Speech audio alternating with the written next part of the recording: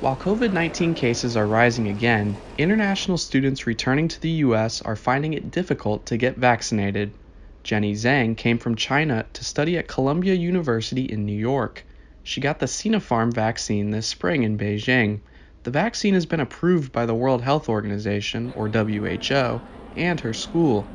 Now, back in the US, Zhang is considering a Pfizer or Moderna booster. I was a bit worried about my uh, vaccination because I did hear that, the Sinopharm one might not be as effective, especially against the Delta variant.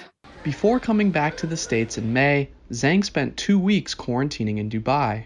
Like China, the US restricts incoming travelers. I just stayed in the hotel for 2 weeks. Um, it was not very enjoyable. Yoon-ha Hun, a South Korean, came back to the US early to get vaccinated and stay with her aunt in Northern Virginia. COVID-19 is on the rise in South Korea, and only 20% of the population is fully vaccinated. Hun attends Pratt Institute in New York, where students must either get vaccinated or quarantine for 2 weeks.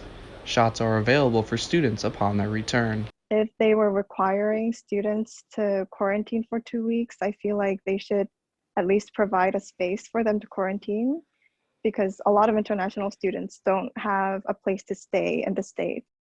Syracuse University student Jessica Tran had trouble getting inoculated in her home country of Vietnam, where vaccinations didn't begin in earnest until July.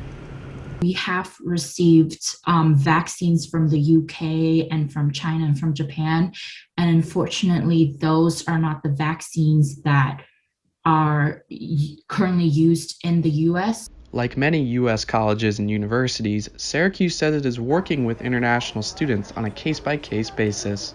Vaccinations are readily available in Syracuse, and we do not anticipate that international students will experience any difficulty in obtaining the vaccine once they arrive.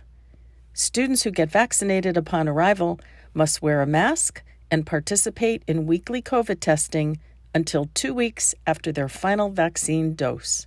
And so right now I'm not going into the city as much. I think back at school, if I know that everyone is vaxxed, then I'd be a lot more comfortable.